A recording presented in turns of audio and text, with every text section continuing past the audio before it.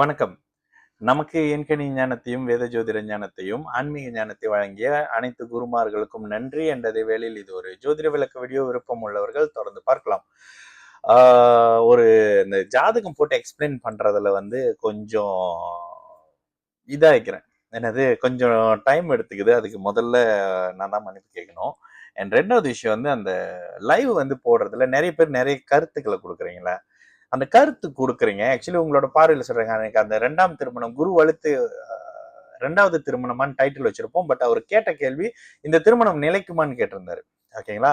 அந்த கேள்விக்கு குரு 7ஆம் இடத்தை பாக்குறாரு, ஆனா 11ஆம் இடம் தான் அதிகமா வலுத்து இருக்குன்ற மாதிரி ஒரு விளக்கம் சொன்னேன். தயவு செஞ்சு உங்களோட அனுபவத்தோட அடிப்படையில் அதை புரிஞ்சுங்க. இப்ப அருமையா லக்னம் வலுத்த சுக்கிரன் சுகபோகம் கொடுக்கும் சுக்கிரன் அப்படின்னு சொல்லிட்டு ஒண்ணு போட்டிருந்தோம். அதுல சுக்கிர தசையே வேலை செய்யாது, சுக்கிர தசை 80% அவுட்டுன்னு ஒரு தெய்வம் போட்டிருந்தாரு. தயவு செய்து மறுபடியும் உங்களுடைய ஜோதிட நாலேஜை மறுபரிசீலனை செய்யவும் அப்படின்னு சொல்றத தவிர எனக்கு வேற ஐடியா இல்லை. பளிச்சுன்னு நல்லா இருக்க போற ஜாதகத்தை 20% தான் நல்லது நடக்கும்னு தெரியல. சரி, ஓகேங்களா? இன்னைக்கு ஒரு டிஃப்ரெண்டான ஒரு ஜாதகம் எடுத்து வந்திருக்கேன். இந்த நபரை மலேசியால மட்டும் இல்லாம உலகம் முழுக்க இருக்கக்கூடிய எல்லா தமிழர்களுக்கும் இவர் பேரையோ இவரோட இன்டர்வியூவையோ ஒரு தடவையாவது பார்த்திருப்பாரு. ஓகேங்களா? அந்த அமைப்புகள்ல ஒருத்தர். நான் ஃபுல்லா டீட்டெயில் ஹைட் பண்ண போறேன். அவரோட தொழிலை முதற்கொண்டு நான் எப்படியும் சொல்லிதான் ஆகணும். ஏன்னா இந்த ஜாதகத்தை எடுத்தேன் பிரதர், நீங்க என்ன இவரு அப்படின்னு அவர் சொன்னோடனே, பிரதர் உங்க ஜாதகத்துல கும்பம் சுபத்துவமா இருக்கணும், சனி சுபத்துவமா இருக்கணும், இல்லைன்னா நீங்க இந்த தொழில இருக்க மாட்டீங்க அப்படின்னு சொல்லி நான் கேட்டேன். ஜாதகத்தை நான் போட்ட உடனே இந்த அமைப்பு இருந்தது. அவர்கிட்டே சொல்லியிருந்தேன், நிறைய முறை உங்களோட வீடியோ ஸ்க்ரோல் பண்ணும்போது வருது, அந்த வீடியோ வரும்போதெல்லாம் கும்பமும் சனியும் வலுக்காம உங்களால இந்த துறையில விமானத்துறையில இருக்க முடியாது அப்படின்ற மாதிரி. ஓகேங்களா? நான் ஃபுல்லா டீட்டெயில் ஹைட் பண்ணிக்கிறேங்க. ஓகேங்களா? அவர் ஒரு பைலட். இதுலயே உங்களுக்கு பாதி விஷயம் தெரிஞ்சிருக்கும். ஆனா அதுக்கு மேல நான் எதுவும் சொல்ல போறது இல்லை. சரி, ஜாதகத்தை பாத்தீங்கன்னா லக்னம் மேஷ லக்னம், லக்னத்துக்கு 3 கேது, லக்னத்துக்கு 4 சந்திரன், திக்பலம், தைப்பூசம் அந்த அமைப்புல பிறந்திருக்காரு. தைப்பூசம் இன்னொன்னு என்ன சொல்றோம், நல்லா இருக்கிறவங்க தைப்பூசம் அன்னைக்கு ஒருத்தர் சொல்லியிருந்தாருல, அவரோட டிபி பார்த்தோன்னே தெரிஞ்சது. ஏதோ 6-8 லக்னங்கள் இருள் கிரகங்கள் லக்னத்தோட இருக்குன்னு. ஓகேங்களா? பாருங்க, பளிச்சுன்னு கண்ணு முன்னுக்கு நல்லா இருக்கிறாங்க. உலகம் முழுக்க இருக்கிற அத்தனை பேருக்குமே தெரியும் அவர் நல்லா தான் இருக்கிறாருன்னு. எங்க மலேசியால இருக்கிறவங்களுக்கு தெரியும் அவர் வேற ஒரு சில பிசினஸ் செய்யறாருன்னு. சரி, இந்த அமைப்புகள்ல அவர் ஒரு தொழில இல்லை. ஓகேங்களா? அதுவும் நம்மளுக்கு தெரியும். அவரோட ஜாதகம் அதிகமா ரொம்ப சிம்பிள்ங்க. ஒரு ஜாதகத்தில் லக்னாதிபதியை அதிகமான கிரகங்களை குரு, சுக்கிரன், பௌர்ணமி, சந்திரன் தொடர்பு கொண்டிருக்கும் பொழுது அவர் நல்லாவே இருப்பாரு. இந்த ஜாதகத்துல எல்லா கிரகமும் குரு, சுக்கிரன், பௌர்ணமி, சந்திரன் சொல்லிட்டு எந்த கிரகம் சுபத்துவம் இல்லைன்னு தான் உங்களை நான் கேட்பேன். அப்ப நீங்க சொல்லுவீங்க, இல்லைங்க சந்திரனை சனி பாக்குறாரு. சந்திரன் தானாவே திக்பலமாகவும் ஆட்சியாகவும் ஒளியானவாகவும் 3 ஸ்தான பலங்கள் இருக்கு. சரிங்களா? ரொம்ப எனக்கு அப்படியே ரொம்ப மன நெகிழ்வா இருந்தது. நான் அவர்கிட்ட மனசார பலன் சொன்னேங்க. என்ன பலன்னு மட்டும் சொல்லிடுறேன். சரி, இதுதான் ஜாதகம்.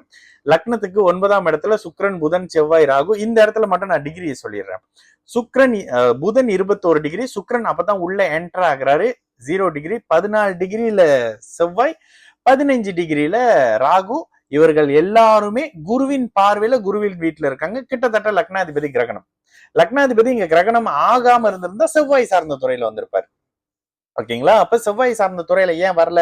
யார் அதிக சுபத்துவமான கிரகம் அப்படின்னு பாத்தீங்கன்னா, முதலாம் நிலையாக சனியும் புதனும் தான் நேரடி சுபத்துவம். முதலாம் நிலையாக சனியும் புதனும் தான் முதலாவது நிலை சுபத்துவம். அது ஏன்னு உங்களுக்கு தெரியலன்னா எனக்கு சொல்லி புண்ணியம் இல்லைங்க. ஏன்னா புதன் பௌர்ணமி சந்திரனுடைய அதியோகத்துல குருவின் வீட்டுல குருவின் பார்வையில 1 டிகிரியில இருக்கிறாரு. சனி பௌர்ணமி சந்திரனோட வீட்டுல தன்னுடைய சர வீட்டுல இருக்காரு.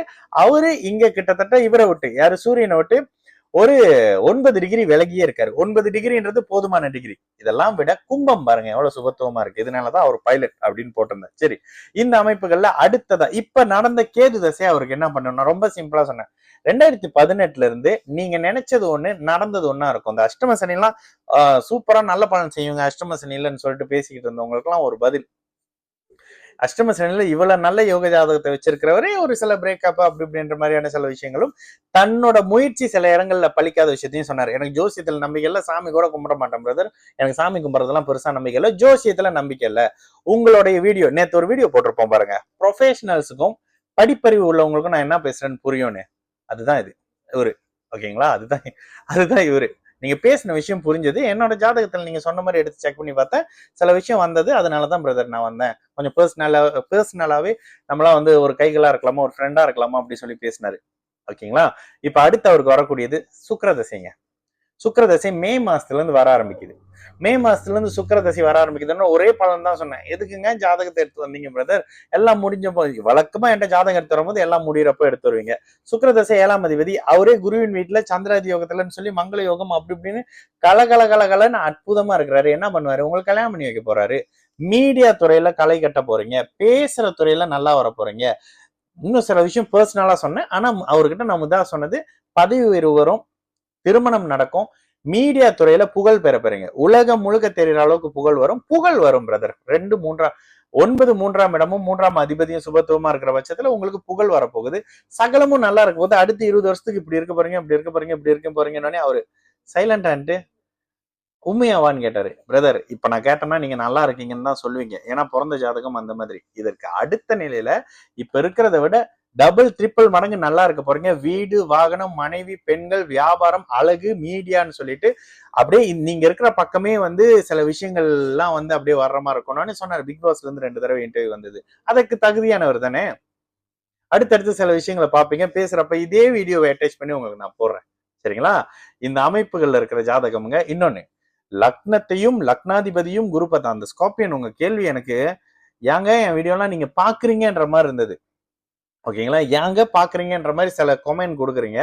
ஏன்னா அந்த பொண்ணோட ஜாதகத்துல லக்னத்துல புதன் இருந்து பாருங்க. இன்னும் மைண்ட்ல இருக்கு அந்த ஜாதகம். லக்னத்தை போன வெள்ளிக்கிழமை செஞ்ச லைவுங்க அது.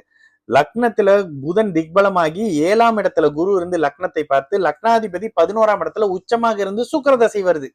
அவங்களுக்கு 20% தான் பலன் சொல்றீங்க. தெரியல. இந்த லக்னத்துல சனி இருக்கிறாரு, ராகு இருக்கிறாரு. லக்னம் 6 காலபுருஷ தத்துவத்துக்கு 6 8ஆம் லக்னமாக இருந்தால் உங்களுடைய குணத்துல சில பிரச்சனை இருக்கும் பிரதர். தயவு செஞ்சு அந்த உங்களோட ஜாதகத்தை நீங்க போட்டு பாருங்க. மனசை கழட்டி வச்சுட்டு பாருங்க. உங்களுக்கு லக்னத்தோட இருள் தன்மையான தொடர்பு நிச்சயமா இருந்தே தீரும். அப்பதான் உங்களுக்கு இந்த மாதிரி மனசு வராது. நல்லா இருக்கிற ஜாதகத்தை பார்த்து நல்லா இருக்குன்னு சொல்லலாம். சரிங்களா. இவங்கெல்லாம் நல்லா இருக்க போறாங்க. அன்னைக்கு நான் போட்ட அந்த பொண்ணு நல்லாவே இருப்பாங்க. அவங்க அந்த வீடியோவை சேவ் பண்ணிக்கிட்டு இங்க உங்களோட யூடியூப்ல அது வந்து டவுன்லோட் ஆகாதுல்ல. மலேசியால டிக்டாக்ல அதை ஒரு பிரஸ் பண்ணா அப்படியே டவுன்லோட் ஆயிரும். அந்த பொண்ணு இதெல்லாம் டவுன்லோட் பண்ணி வச்சுக்குவாங்கன்னு தெரிஞ்சுதான் அந்த மாதிரி வீடியோ எல்லாம் போட சொல்றேன் அட்மின். சரிங்களா. ஏன்னா அவங்க நல்லா இருக்கும்போது திரும்ப என்னதான் தேடிட்டு வருவாங்க. இவர் மட்டும் தாங்க ஒரு நல்லது சொன்னாரு. அவர் சொன்ன மாதிரி நல்லது நடக்குது. 80% கெடுதல் 20% நல்லதுன்னு சொன்னதெல்லாம் காணாம போயிட்டாங்க அப்படின்ற மாதிரி வரும். சரிங்களா. சரி அது எதுக்கு பேசணும். நல்ல ஜாதகத்தை பார்த்து நல்லது சொல்றதுக்கு ஏன் கலக்கப்படுறீங்க, பயப்படுறீங்கன்னு தெரியல. இந்த ஒரு நல்லா கண்ணு மண்ணுக்கு நல்லா இருக்காரு. இந்த இடத்துல என்ன சொல்ல போறீங்க? ஐயோ சுக்கிரன் 7ஆம் அதிபதி பாதகத்தை செஞ்சிருவாருன்னு. அங்க பார்த்தா அவர் சந்திராதி யோகத்துல குருவின் வீட்டுல குருவின் பார்ல அப்படியே பொண்ணுங்களோட வந்து சில விஷயம் பர்சனலா சொன்னேன். அவரோட வயசு காரணமா எனக்கு அவருக்கு ஒரு ஏஜ் தான் டிஃபரெண்ட். வயசு காரணமா அப்படி இருக்கும் பிரதர், இப்படி இருக்கும் பிரதர்னு சிரிச்சாரு. பிரதர் நீங்க என்ன பண்ணுவீங்களோ தெரியாது. என் இடத்துக்கு வந்தீங்கன்னா இது என்னோட கடை, இது என்னோட இடம். இந்த இடத்துல நம்ம வரோம், டைம் ஸ்பெண்ட் பண்றோம்னு மிளையில சொன்னாரு. லேப்பா பண்றோம் அப்படின்னு. கண்டிப்பா பிரதர் ஒரு நாள் வரேன் அப்படின்னு சொன்னேன். இந்த மாதிரி இருக்கவங்க தயவு செஞ்சு மனசை மனப்பூர்வமா இருக்கிறத சொல்லணும்னு பாருங்க. இந்த ஜாதகம் நல்ல ஜாதகங்க. அந்த பொண்ணோட ஜாதகமும் நல்ல ஜாதகம் தான். சரிங்களா. வேற ஒரு வீடியோல கண்டிப்பாக சந்திக்கலாம். நல்லது நடக்கும். எல்லோரும் நல்லா இருப்போம். வணக்கம்.